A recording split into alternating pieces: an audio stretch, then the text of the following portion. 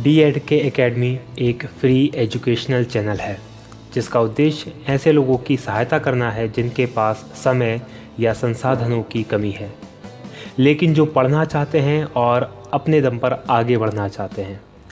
हम ऐसे छात्रों को एक ऐसा मंच प्रदान करना चाहते हैं जहां सभी लोग अपनी पढ़ाई पूरी कर सकें, सशक्त बने और जीवन में आगे बढ़कर समाज को और बेहतर बना सकें।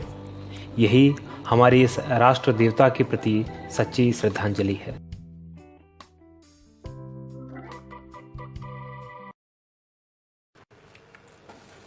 साथियों नमस्कार, बहुत स्वागत है आपका DED में। मैं हूं भगवत दांगी, फाउंडर DED एकेडमी, और आज का हमारा मध्य प्रदेश का ये वीडियो है और 10वां ऑनलाइन क्लास या 10वां बात करेंगे मध्य प्रदेश की के बारे में। साथियों काफ़ी लंबे समय से ये हमारी सीरीज़ बंद थी और आप लोगों की बहुत रिक्वेस्ट, आप लोगों ने काफ़ी उसके लिए मुझे कमेंट किया, बताया कि हमें जनजातियों के ऊपर वीडियो चाहिए। तो आप सब लोगों की बातों को ध्यान में रखते हुए और आपके लिए हम लेकर आए हैं आज ये वीडियो। तो चलिए शुरू करते हैं।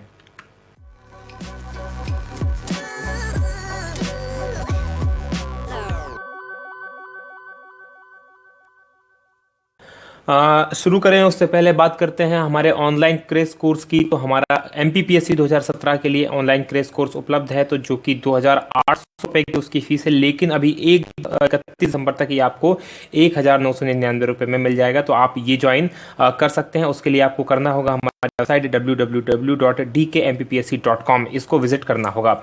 वही बात करें हमारे दूसरी चीज़ की, तो वो है ऑनलाइन टेस्ट सीरीज। अगर आप इस परीक्षा में अपेयर होने वाले हैं तो हमारे द्वारा ऑनलाइन टेस्ट सीरीज स्टार्ट की जा चुकी है। अंदर 10 टेस्ट होंगे और फीस जो है पर टेस्ट 49 रुपीज़ है, 399 का पूरी सीरीज है। साथ में फ्री में एक टेस्ट, डेमो टेस्ट फ्री है, वो आप हमारी वेबसाइट www.dkmpsc.com यहाँ पर जाकर आप कम से कम डेमो टेस्ट तो एक बार दें और इसका फ़ायदा उठाएं। या आप यदि फिर आपको लगता है कि डेमो टेस्ट से आपको कुछ फ़ायदा हो सकता है तो फिर आप इसकी टेस्ट सीरीज या टेस्ट जरूर ज्वाइन करें। चलिए बात करते हैं हमारे वीडियो की। देखिए, मध्य प्रदेश के अंदर जनजातियों की बात की जाए तो मध्य प्रदेश जो है भारत की सर्वाधिक जनसंख्या वाला प्रदेश। भारत के अंदर मध्य प्रदेश जो है सर्वाधिक जनसंख्या रखता है।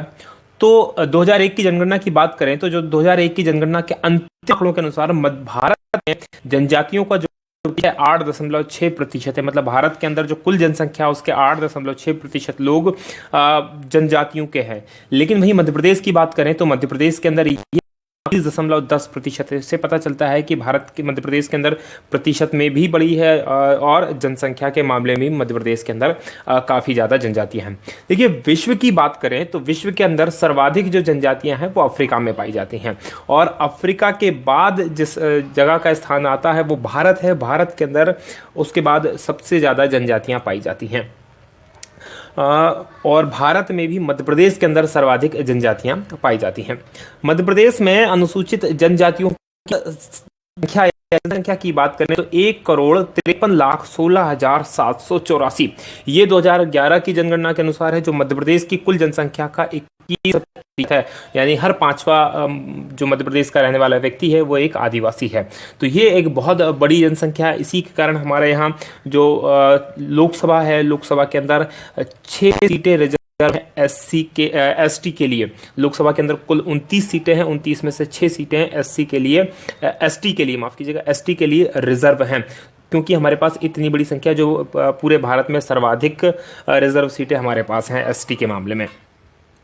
जनजातीय विकास कार्यक्रम की बात करें तो जनजातियों के विकास कार्यक्रम के लिए ठक्कर बापा, ये बहुत फेमस नाम रहा है। ठक्कर बापा जो थे वो जनजातीय विकास कार्यक्रम रहे और स्वतंत्रता आंदोलन के समय इनके द्वारा जनजातीय के लिए बहुत ही काम किया गया। महाराष्ट्र के रहने वाले थे ठक्कर बापा और महात्मा गांधी के निर्देशन में इनके द्वारा काफ़ी काम किया गया।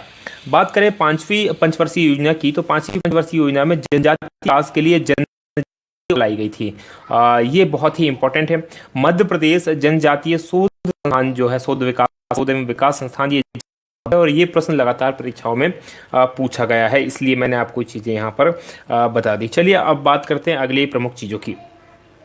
देखिए, जनजातियों के अगर वितरण की बात की जाए तो मध्य प्रदेश को तीन हिस्सों में बांटा गया है जनजातियों के वितरण के मामले में। पहला है उत्तर पूर्वी क्षेत्र की जनजातियां। पहला जो क्षेत्र है वो उत्तर पूर्वी क्षेत्र की जनजातियां हैं। इसके अंदर मध्य प्रदेश का जो उत्तर पूर्वी क्षेत्र, विशेषकर जो शहडोल, सीधी, जबलपुर, रीवा, सतना, ये जिले हैं, यहाँ पर कोल है, कोल, भारिया, गरिया, पानिका, खेरवार, ये जनजाति के व्यक्ति रहते हैं। और इस क्षेत्र की सबसे प्रमुख जो जनजाति है वो कोल जनजाति उत्तर पूर्वी क्षेत्रीय जनजातियों की एक प्रमुख जनजाति है। बात करते हैं दक्षिणी क्षेत्र। दक्षिण क्षेत्र के अंदर मंडला, बालाघाट, छिंदवाड़ा, बैतूल और होशंगाबाद जिले आते हैं। और यहाँ पर भारिया, बेगा, गोंड, कोरकू यहाँ की प्रमुख जनजातियां हैं। इसमें से बेगा जाति है वो मंडला में, भारिया छिंदवाड़ा में और कोरकू औरंगाबाद में रहते हैं। तो ये थोड़ा सा याद रखिएगा, क्योंकि कई बार ये पूछा गया है कि बेगा जनजाति का मुख्य जिला तो मंडला है, भारिया के लिए छिंदवाड़ा, छिंदवाड़ा में भी पातालकोट बहुत फेमस है भारिया जनजाति के लिए, और कोरकू होशंगाबाद में रहते हैं। वहीं पश्चिमी क्षेत्र की बात करें तो पश्चिमी क्षेत्र के अंदर निमाड़ है। निमाड़ के दोनों जिले खंडवा, खून, झाबुआ, रतलाम, धार आदि में ये जनजातियां विशेष रूप से पाई जाती हैं। तो फिर यहाँ पर एक इम्पॉर्टेंट क्षेत्र है यहाँ पर, और यहाँ पर ये भील जो जनजाति वो विशेष रूप से पाई जाती है इस क्षेत्र के अंदर। तो तीन क्षेत्र हो गए हमारे पास, उत्तर पूर्वी क्षेत्र, दक्षिणी क्षेत्र और पश्चिमी क्षेत्र। पश्चिमी क्षेत्र में काल जनजाति नहीं है, ये भील जनजाति की मिस्टेक हुई है इस वाली स्लाइड में। विशेष जनजातियों की बात करें, विशेष पिछड़ी जनजाति, तो केंद्र सरकार द्वारा राज्य की तीन को यानी ऐसी जनजातियां जो बहुत ही पिछड़ी हुई अवस्था में हैं उनको घोषित किया है। तो वो है बेगा, सहरिया और भारिया, ये तीन जनजातियां हैं जिनको विशेष पिछड़ी जनजाति घोषित भारत सरकार द्वारा किया गया है, केंद्र सरकार द्वारा किया गया है। चलिए अब देखते हैं जनजातियों की बात करते हैं।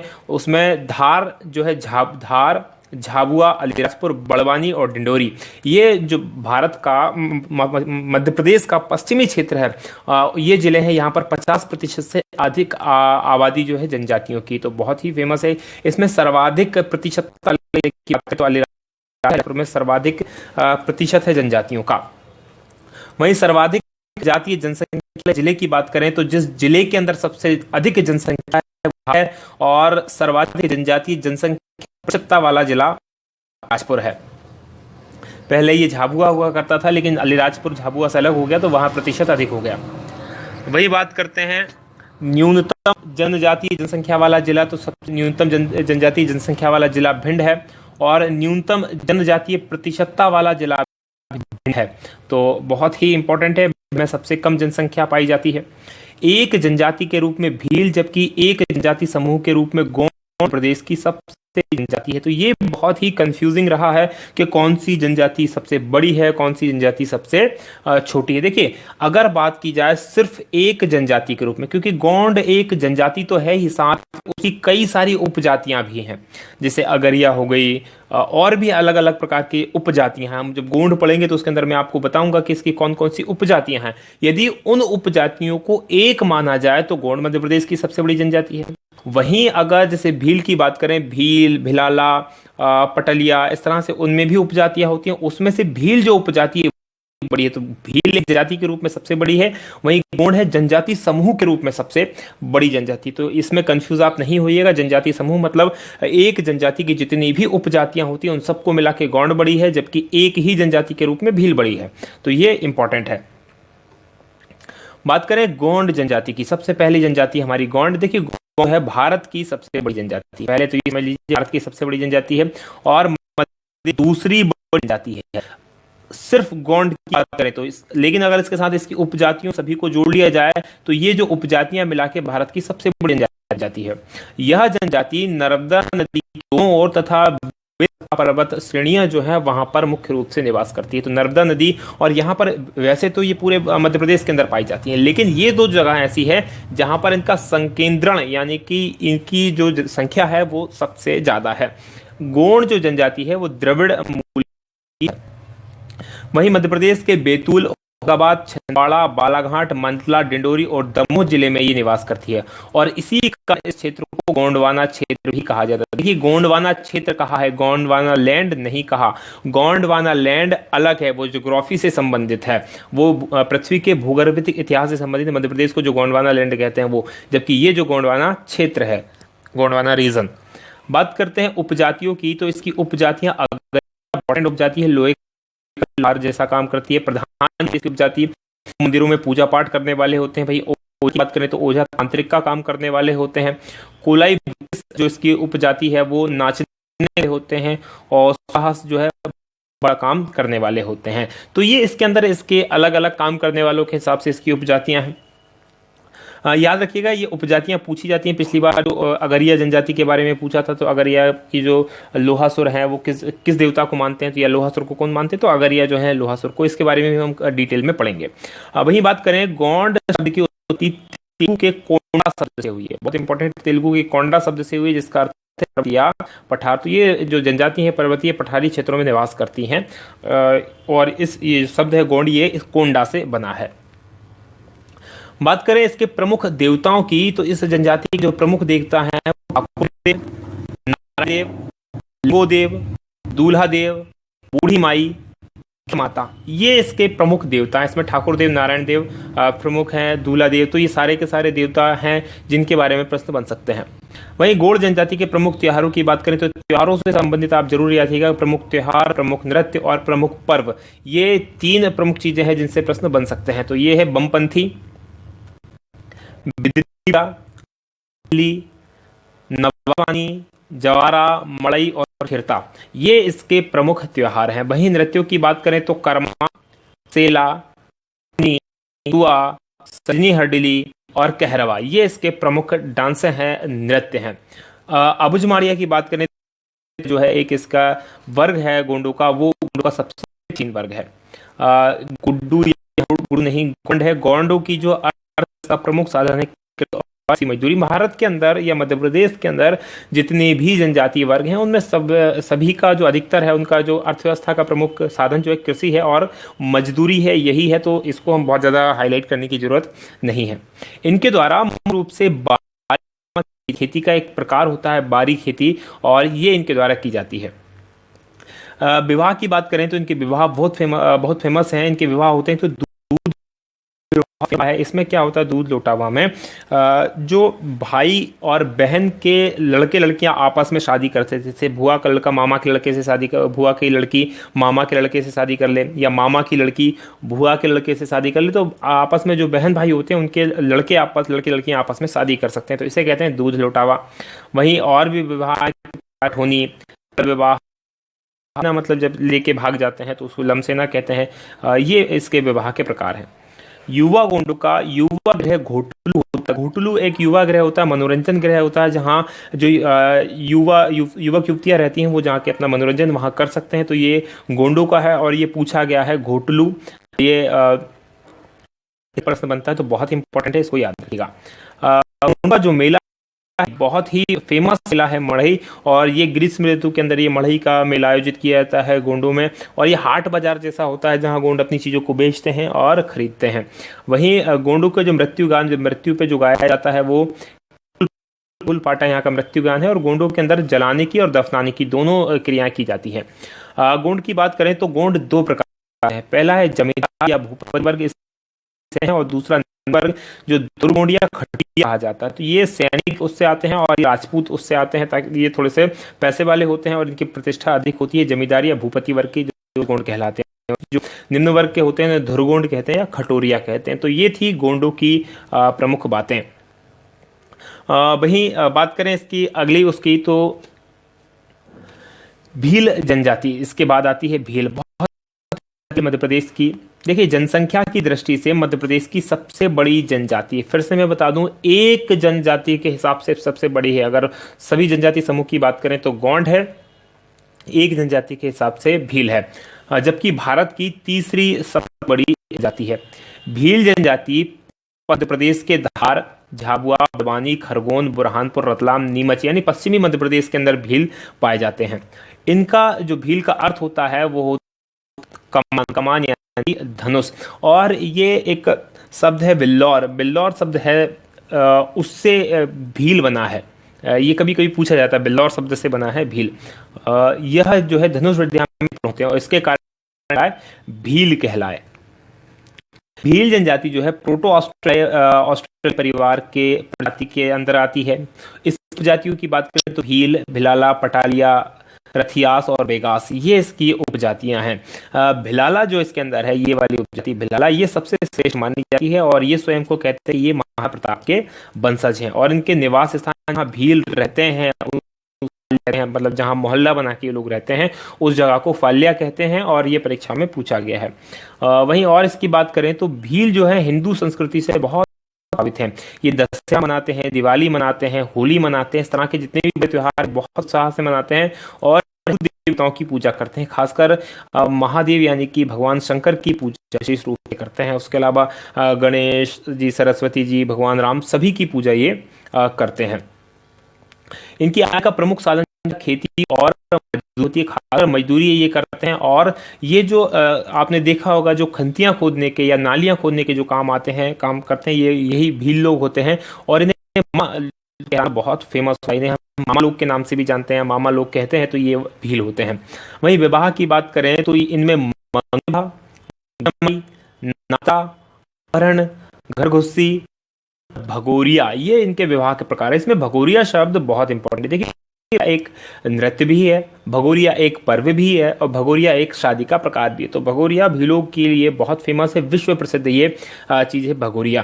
मंगनी विवाह और घर जमाई के बारे में आपको पता होगा। नात्रा मतलब जब विधवा विवाह होता है उसे नात्रा कहते हैं। वहीं घर एक अलग प्रकार का विवाह होता है। इसमें जो महिला होती है अगर किसी से प्रेम करती है तो उसके घर में जाके, वो जबरदस्ती उसके घर में जाके रहने लग जाती है, उसे घर घुस्सी कहते हैं। और भगोरिया जब दो आपस लड़का लड़की आपस में प्रेम करते हैं तो भगोरिया पर्व के दौरान वो शादी कर सकते हैं, कर लेते हैं। तो ये जो व्यवस्था कहलाती है ये भगोरिया विवाह कहलाता है। भगोरिया जो है भीलों का विश्व बहुत फेमस पर्व है भगोरिया भीलों के लिए। और झाबुआ में खासकर ये बहुत फेमस है, झाबुआ जिले के अंदर। होली और विवाह के अवसर पर एक विशेष प्रकार का गोल गधेड़ा के बीच प्रचलित है, जिसे गोल गधेड़ा कहते हैं, गोल गधेड़ा।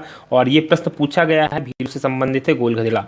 शराब भीलों के लिए का एक बहुत ही इम्पोर्टेंट हिस्सा है, बिना शराब के ये लोग रह ही नहीं सकते। और खासकर तो गर्मी ताड़ी पीना शुरू करते हैं। ताड़ी, ये कच्ची शराब जो होती है उसको ताड़ी कहते हैं। तो ये ताड़ी पीते हैं और फुल मस्त रहते हैं। प्रमुख त्योहारों की बात करें तो इनके प्रमुख त्योहार है पानी और बहुत इंपॉर्टेंट है, मोस्ट इंपॉर्टेंट का पर्व है भगोरिया।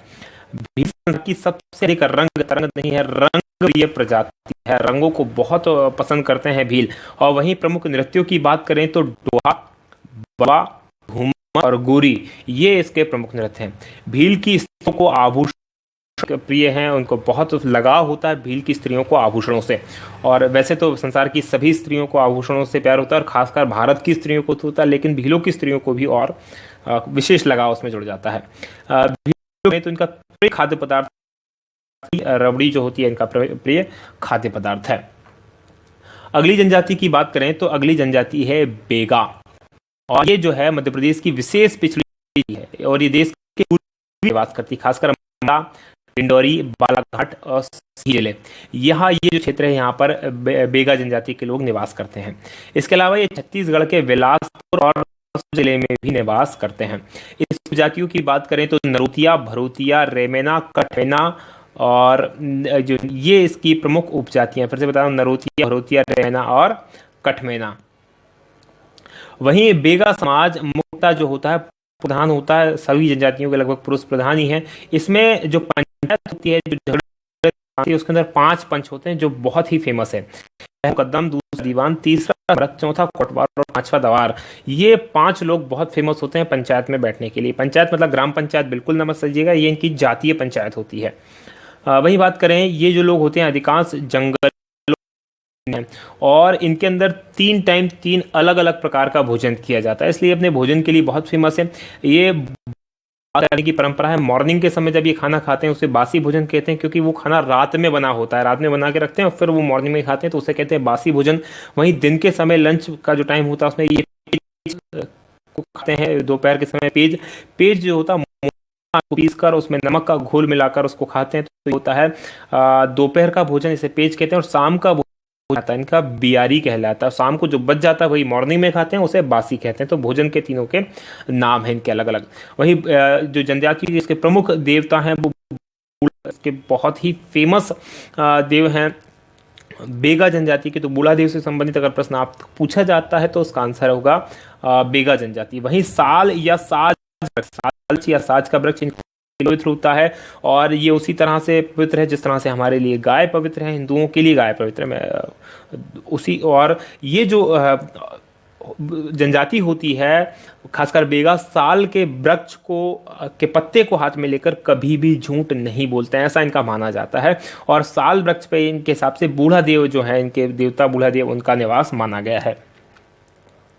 वही बात करें तो ये जो होते हैं झाड़ फूंक में बहुत विश्वास करते हैं। डॉक्टरों से इलाज करवाने विश्वास ना करते, विश्वास करते जो झाड़ फूंक करवाते हैं वो ओझा से करवाते हैं। वहीं बात करें बेगा जनजातियों में विवाह की कई सारी पद्धतियां प्रचलित, इसमें 6 जो सबसे ज्यादा फेमस है वो है मगनी या चढ़ विवाह, उठवा विवाह, पिठलू विवाह, चोर विवाह, हमसेना विवाह और ये इसकी प्रमुख फेमस विवाह के तरीके हैं। वहीं नृत्यों की बात करें तो कर्मा, सेला, बिल्मा, परधोनी, फाग और गोंडी ये इसके प्रमुख नृत्य है। बेगा जो होते हैं वो झूम कृषि करते हैं और इस कृषि को ये बार या कहा जाता है। झूम कृषि में क्या होता है कि एक बार में एक जगह को जंगल साफ कर किया जाता है, फिर वहां पर उसको खेती की जाती है और 1 साल खेती करने के बाद फिर आगे बढ़ जाते हैं, डबल से वहां खेती नहीं करते। तो ये कहलाती है झूम कृषि। ये ऐसा इसलिए करते हैं क्योंकि इनकी मान्यता है कि धरती की माता है और उसकी छाती पर हल नहीं चला सकते, उसकी छाती पर हल चलाना पाप मानते हैं। और इसीलिए इनका जो प्रमुख हथियार है वो कुल्हाड़ी है। कुल्हाड़ी का यूज प्रमुख रूप से ये करते हैं। बेगाओं की जो जहाँ ये लोग रहते हैं और जनजाति सबसे गुदना प्रिय जनजाति, इनकी महिलाएं जो होती है इनका पूरा शरीर गुदना से भरा होता है। गुदना जिसे आजकल नए फैशन में टैटू कहते हैं, वही गुदना होता है। बात करते हैं अगली प्रमुख जनजाति की, तो शहरिया। शहरिया जो है मध्य प्रदेश की एक और विशेष है जो मध्य प्रदेश के पश्चिमी विशेषकर भिंड, मुरैना और ग्वालियर आदि जिलों में पाई जाती है। तो खासकर ये जो क्षेत्र है यहाँ पर ये पाई जाती है। इनका जो मूल स्थान है वो है शाहबाद का जंगल है। ये कोटा से लेकर ग्वालियर के बीच में फैला हुआ है, यही इनका मूल स्थान है। शहरियों के जो मकान होते हैं और इन मकान को सहराना कहा जाता है। एक ही लाइन में सारे के सारे मकान होते हैं, इनको सहराना कहते हैं। और इन मकानों के मध्य में एक बंगला जो कि एक विशेष प्रकार की धर्म है और जब इनके अतिथि आते हैं तो ये इसमें अतिथियों के ठहरने की व्यवस्था करते हैं और ये सामुदायिक भवन के रूप में होता है। शहरियों के बारे में जो सबसे फेमस चीज़ है वो काम बहुत ज़्यादा करने में बिल्कुल भी विश्वास नहीं कर सकते और उस पर एक और बड़ी बात, ये शराब पीना बहुत अधिक पसंद करते हैं। तो कारण क्या होता है, हमेशा दयनीय स्थिति में मिलते हैं, हमेशा इनकी स्थिति खराब ही रहती है, आर्थिक रूप से बहुत कमजोर होते हैं। वहीं इनकी अर्थव्यवस्था आधार की बात, कृषि मजदूरी, जो वनों से उत्पाद होता है उसका संग्रह करते हैं क्योंकि ये जो जड़ी है उसकी पहचान में सिद्ध होते हैं। जड़ी बूटियों के लिए बहुत फेमस होते हैं शहरिया। और जो वहां से वन उत्पाद के रूप में जो जड़ी बूटियां इकट्ठी करते हैं इनको ये स्थानीय जो बाजार होते हैं, हाट बाजार, उसके अंदर बेचते हैं। शहरिया जो होता है वो धर्म में अटूट विश्वास रखता है, बहुत पक्का होता है अपने धर्म के प्रति और वो इनके धर्म में हिंदू धर्म का बहुत अधिक प्रभाव रहा है। ये खुद को भील कहते हैं, यहाँ पर ध्यान रखिएगा, खुद को भील लोगों का छोटा भाई कहते हैं, खुद को भील का छोटा भाई मानते हैं। इनकी जो सबसे फेमस चीज है वो इनकी कथा, पहेलियां, गुड़ लीला, राम विवाह, राम जन्म, जानकी विवाह, ख्याल जैसी लोक कहानियां प्रचलित हैं जो ये सुनाया करते हैं और बहुत ही फेमस है अपने इस चीज के लिए। शहरिया जो जनजाति है वो जादू टूना, भूत प्रेत टोटका में विश्वास करती हैं। तो शहरिया ही नहीं, सारी जो जनजातियां हैं मध्य प्रदेश की वो सब के सब इन चीजों में विश्वास करने वाली जनजातियां हैं। बात करें भारिया जनजाति की, तो भारिया एक बहुत इंपॉर्टेंट है। भारिया जो है द्रविडियन परिवार की पिछड़ी जनजाति है। भारिया जनजाति मध्य प्रदेश के छिंदवाड़ा, सिवनी, बालाघाट, बैतूल और औरंगाबाद जिले में निवास करती है और ये बड़ा भाई मानते हैं। देखिएगा जो सहरिया है वो भीलों को, अपने आप को भीलों का छोटा भाई मानते हैं, जबकि ये गोंडों को अपना बड़ा भाई मानते हैं। तो छिंदवाड़ा का जो पातालकोट है वो भारी फेमस है, जो आज भी उसी आदिम जनजाति के रूप में, आदिम रूप में वहाँ रहते हैं। ये पातालकोट में छिंदवाड़ा के अंदर जैसे आदिवासी रहते थे, एक्चुअल आदिवासी जो रहते थे, उसी प्रकार से आज भी वहाँ पर निवास करते हैं। इनके जो मकान हैं वो लकड़ी के और घास के बने होते हैं, और मकान कहते हैं। पटेल जो होता है इस पड़िया समाज का मुखिया होता है, और भूमका, पड़ियार, कोटवार ये समाज के प्रमुख पदाधिकारी होते हैं। मुख्य भोजन इनका पेज है, जो मोटा अनाज होता है उसके अंदर नमक घोल के बनाया जाता है, उसे पेज कहते हैं। और इनकी बोली प्रमुख नृत्य की बात करें तो त्रम, सितम, कर्मा और सेला, ये इनके चार प्रमुख नृत्य हैं। प्रमुख देव बूढ़ा देव, बरुआ और नागदेव, यानी कि जो गोंड मानते हैं उन्हीं को ये अपना देवता भी मानते हैं। चलिए आज का ये हमारा वीडियो यहीं समाप्त होगा। अगले वीडियो में बात करेंगे हम और मध्य प्रदेश की प्रमुख जनजातियों के बारे में। आज के लिए इतना ही। यदि आपको ये वीडियो पसंद आया तो इसे लाइक कीजिए, अपने दोस्तों के साथ शेयर करें, कमेंट जरूर करें। साथ में यहाँ पर आप लेकर के हमारा चैनल लाइक कर सकते हैं। यहाँ और मैं वीडियोस के लिंक दे रहा हूँ, तो आप इन वीडियोस को जरूर देखिए। और साथ में बहुत जल्द अपडेट करेंगे हम दूसरा वीडियो, तब तक देखिए आप हमारा ये वीडियो। बहुत बहुत धन्यवाद। जय हिंद, जय भारत।